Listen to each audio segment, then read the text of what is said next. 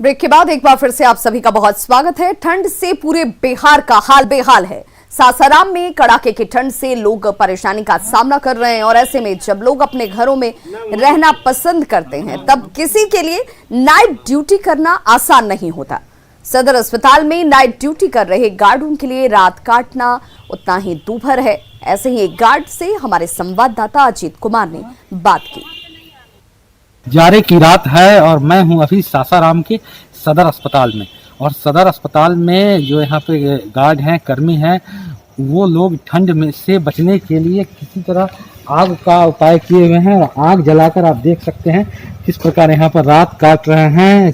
क्योंकि जैसे जैसे रात बढ़ती है ठंड का प्रकोप बढ़ जाता है और जो लोग हैं वो उनकी आवाजाही अस्पताल में भी कम हो जाती है। लेकिन जो यहाँ के स्टाफ हैं जो रात भर ड्यूटी देते हैं वो लोग किसी तरह आग जलाकर आप देख सकते हैं आग जलाकर यहाँ पर है सो रहते हैं और उन लोगों लकड़ियाँ जो है वो जलाकर वो लोग रहते हैं।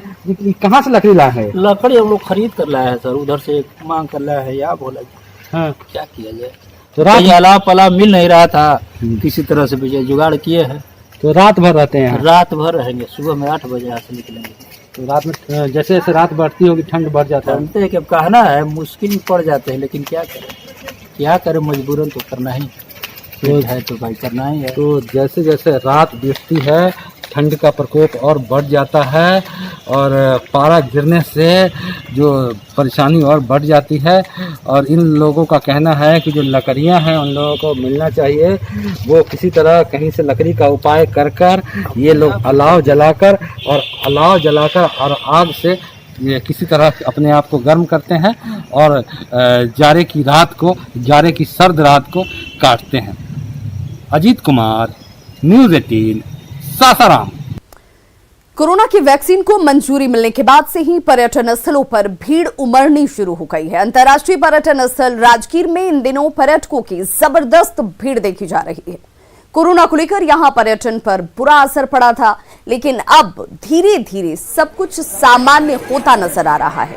राजगीर के सप्तधारा में पर्यटक बेखौफ होकर स्नान कर रहे हैं। और खास करके जिस तरह से जनवरी का महीना है पर्यटकों के लिए काफ़ी अहम माना जाता है और यहाँ जो पर्यटक है वो काफ़ी संख्या में पहुँचे हैं। यहाँ कुछ पर्यटक है उनसे भी जानते हैं। ये बताइए यहाँ कहाँ से आए घूमने के लिए? हम लोग गया से आए हैं राजगीर घूमने के लिए। हाँ। और यहाँ पे हम लोग देख रहे हैं कि बहुत ज़्यादा भीड़ है। कोरोना काल में हम लोग एक भी इंसान यहाँ पे नहीं दिखते थे, लेकिन टाइम के अकॉर्डिंग यहाँ पे भीड़ बहुत बढ़ रही है और हम लोग बहुत ही इंजॉय ले रहे हैं सारे फैमिली लोग के साथ। जिस तरह से 9 महीने के बाद जो भीड़ देखने को मिल रहा है, क्या डर नहीं लग रहा है क्या कोरोना? नहीं, अब तो बिल्कुल कोरोना का तो 1% भी डर नहीं है हम लोग के बीच में, क्योंकि सारे इंडिया वाले हम लोग सब साथ में हैं और लड़ेंगे। गो कोरोना, गो कोरोना। अच्छा लग रहा है। क्या देखने को मिला यहाँ? अच्छा लग रहा है, यहाँ बहुत भीड़ भाड़ है। कोरोना लेके कोई प्रॉब्लम नहीं देख रहे हैं। लेकिन कोरोना में जिस तरह से बिना मास्क के लोग घूम रहे हैं, क्या डर नहीं लग रहा है क्या? ये तो अच्छा नहीं है, सबको मास्क पहनना चाहिए। लेकिन आप खुद भी मास्क नहीं पहने हुए हैं। हमको मास्क दे दीजिए। उमंग देख लीजिए, कोई भी मास्क का डर नहीं है, किसी के पास कोरोना नहीं है।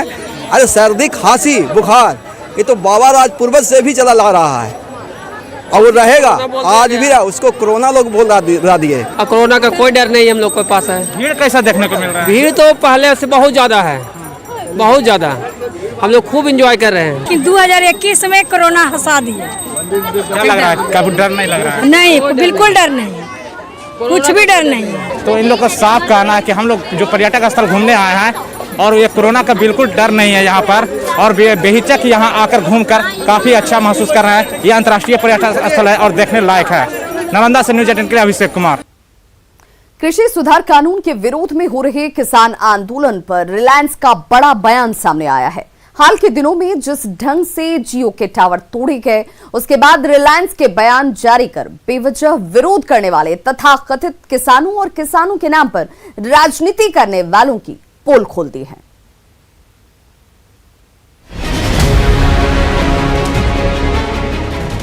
दिल्ली बॉर्डर पर चल रहे किसान आंदोलन के दौरान जियो के करीब 1500 टावर तोड़ दिए गए। अब रिलायंस की तरफ से बड़ा बयान सामने आया है। रिलायंस ने कहा है, कॉर्पोरेट फार्मिंग या कॉन्ट्रैक्ट फार्मिंग से हमारा कोई लेना देना नहीं और ना ही कॉर्पोरेट फार्मिंग या कॉन्ट्रैक्ट फार्मिंग में उतरने का कोई इरादा है। रिलायंस ने कहा कि हमने कम कीमत पर खरीदारी के लिए कोई लॉन्ग टर्म कॉन्ट्रैक्ट नहीं किया और हमारे सप्लायर किसानों से सिर्फ एमएसपी पर ही खरीदारी करते हैं। यही नहीं, रिलायंस ने यह भी साफ किया कि आगे भी खेती के लिए कोई जमीन नहीं खरीदेंगे। साथ में रिलायंस ने भरोसा दिलाया कि कंपनी किसानों की खुशहाली के लिए प्रतिबद्ध है। रिलायंस के इस बड़े बयान के बाद एनडीए नेताओं का कहना है कि इससे विपक्ष की पोल खुल गई। रोजगार हो गए, ये जो राजनीतिक दल के ये निकम्मे नेता हैं और ये ऐसे दल हैं तो जनता के हितों की चिंता नहीं है, केवल कुर्सी और राजनीतिक स्वार्थ ही उनका ध्येय है, उद्देश्य है। तो ऐसे लोग घबराहट में, हताशा में ऐसा बयान दे रहे हैं। आंदोलन को जो लोग गुमराह करने वाले राजनीतिक दलों के इशारे पर काम कर रहे हैं, उनके लिए ये एक माकूल जवाब इस बयान के बाद आ गया है।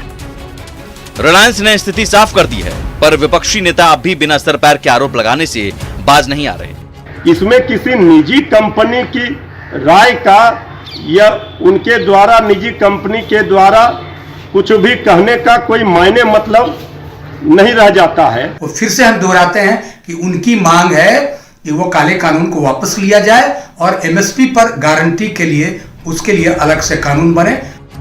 रिलायंस ने बयान देकर अपनी स्थिति साफ कर दी है और पंजाब हरियाणा हाईकोर्ट में याचिका दायर कर पंजाब में अपने कर्मचारियों और संपत्ति को बचाने की अपील के साथ साथ पंजाब में हुए हुड़दंग के पीछे कुछ कारोबारी प्रतिद्वंदियों का स्वार्थ बताया है। न्यूज़ 18 के लिए पटना से साकेत कुमार के साथ रवीश नारायण और संजय कुमार की रिपोर्ट। तो खबरों का सिलसिला लगातार जारी है, आप देखते रहिए न्यूज़ 18 बिहार झारखंड।